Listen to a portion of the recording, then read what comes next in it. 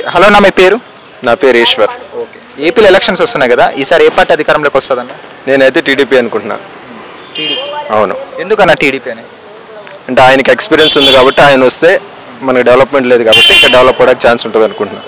5 years Jagan గారి పరిపాలన చూశారు కదా, ఎలా అనిపించింది అన్న 5 years? నేనైతే కామెంట్స్ చేయను ఆయన మీద, అంతే సింపుల్గా. ఎందుకనైనా అంటే నచ్చిందనే నచ్చలేదన్న పరిపాలన అని? నచ్చలేదని. నచ్చలేదు అంటే సంక్షేమ పథకాలు అవన్నీ ఇస్తున్నారు కదా ప్రజలకు, మరి అవన్నీ ఏ విధంగా ఇస్తున్నారో ఎవరికి వెళ్తున్నాయో మాకైతే తెలియదు. ఈ ఉచిత పథకాలు ఏవైతే ఉన్నాయో అవి ఇవ్వడం కరెక్ట్ అంటారా, రాంగ్ అంటారా? కొంతమంది ఏమంటున్నారు దానివల్ల సోమర్లు అవుతున్నారు ప్రజలు అంటున్నారు. నేనైతే రాంగ్ అనే అంట. సో మీరు చెప్పారు కదా సోమర్లు అవుతున్నారని, అది నేను అగ్రీ చేస్తాను. అంటే జగన్మోహన్ రెడ్డి గారి మీద కానీ వైసీపీ మీద కానీ ప్రజల్లో వ్యతిరేకత ఉందనుకోవచ్చా లేదనుకోవచ్చా ఈసారి? ఒక 75% ఉందని అనుకోవచ్చు. ఆ వ్యతిరేకత ఉన్నప్పుడు టీడీపీ వాళ్ళు సొంతంగా పోటీ చేయాలి కానీ ఇట్లా పొత్తు పెట్టుకోవడం ఎందుకు అంటారన్న? సో అది ఇక వాళ్ళ ఒపీనియన్, నేనేం కామెంట్స్ చేయను దాని మీద. ఇప్పుడు బీజేపీకి 10 సీట్లు ఇచ్చారు పొత్తులో భాగంగా, ఆ 10 సీట్లలో గెలుస్తున్న నమ్మకం ఉందా? ఆ బీజేపీకి ఇవ్వడం వల్ల మైనారిటీ ఓట్లు కూడా దూరం అయ్యాయి అంటున్నారు చాలామంది. బీజేపీకి ఇవ్వడం వల్ల టీడీపీకి అయితే ఎటువంటి లాభం ఉండదు నా ఉద్దేశం అయితే, కానీ కేంద్రంలో ఏమన్నా యూజ్ ఉంటుందని చెప్పి ఇచ్చి ఉండొచ్చు, అంతే.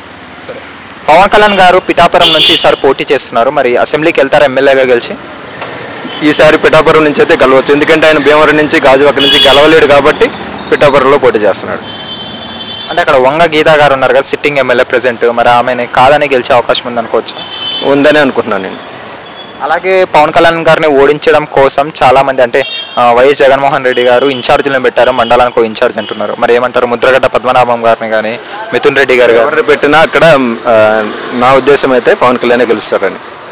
ఇప్పుడు ఆంధ్రప్రదేశ్ ఎన్నికల్లో వైఎస్ షర్మిల గారు కానీ వచ్చారు కదా, ఏ పార్టీకి లాభం ఏ పార్టీకి నష్టం ఆమె రాక పట్ల? ఏ పార్టీకి లాభం ఏ పార్టీకి నష్టం లేదు ఆమె వల్ల. అంటే కాంగ్రెస్ పార్టీకి ఏం లేదంటారు ఆంధ్రాలో? కాంగ్రెస్ అనేది లేదు ఆంధ్రాలో కదా. సో రాజశేఖర రెడ్డి గారు కూతురు కదా ఆమె, కానీ కడప ఎంపీగా పోటీ చేస్తున్నారు ఈసారి. సో ఆమె పోటీ చేసిన యూజ్ లేదని నేను అనుకుంటున్నా. వైఎస్ అవినాష్ రెడ్డి గారి మీద పోటీ చేస్తున్నారు కదా, మరి ఇద్దరిలో ఎవరు గెలిచే అవకాశం? అవినాషే గెలిచే అవకాశం ఉంది. చంద్రబాబు నాయుడు గారికి ఏజ్ అయిపోయింది అంటున్నారు, మరి పరిపాలన ఎలా చేస్తారని ఒకవేళ అధికారంలో వచ్చినా కూడా? ఏజ్ అయిపోయిన వాళ్ళు వచ్చి గెలిచి చూస్తే తెలుస్తుందండి ఏజ్ అయిందా లేదా ఆయనకని, అంతే అన్న. మరి ఇప్పుడు ఒకవేళ గెలిచినా అధికారంలోకి వచ్చినా రాకపోయినా కానీ టీడీపీ పొత్తు వాళ్ళు అలాగే పొత్తును కొనసాగిస్తారా, లేకుండా మధ్యలో విడిపోయే అవకాశాలు ఏమైనా ఉన్నాయి? కొనసాగించరు, లాస్ట్ టైం ఎలా జరిగిందో అలాగే జరుగుతుంది. అంటే మధ్యలో విడిపోయే అవకాశం, చిన్న చిన్న గొడవలు వచ్చి మళ్ళీ విడిపోయే అవకాశాలు ఉంటాయి. ఒకవేళ వైసీపీ వచ్చిందనుకో ఈసారి టీడీపీని అలాగే జనసేనని ఆంధ్రలో లేకుండా చేస్తానంటున్నారు ఆయన, ఏమంటారు దాని గురించి? లేకుండా అయితే చేయలేరేమో కానీ కొన్ని సీట్స్ కొంతమంది వేరే పార్టీలకి మూవ్ అయ్యే అవకాశం ఉంది. ఓవరాల్గా అయితే మీరు ఏమంటారు? టీడీపీ కలిస్తే బాగుంటుందని నేను అనుకుంటున్నాను. Okay, thanks. హాయ్ ఫ్రెండ్స్, మా ఫ్యూచర్ టుడే ఛానల్ చూస్తున్నందుకు చాలా థ్యాంక్స్. మరిన్ని లేటెస్ట్ వీడియోస్ కోసం వెంటనే సబ్స్క్రైబ్ చేయండి. అలాగే ఈ బెల్ ని కూడా రింగ్ చేసేయండి. మా లేటెస్ట్ వీడియోస్ నోటిఫికేషన్స్ అన్నీ మీ మొబైల్లో వస్తాయి. మా వీడియోస్ మీకు నచ్చితే లైక్ చేయండి, షేర్ చేయండి, నచ్చకపోతే కామెంట్ చేయండి.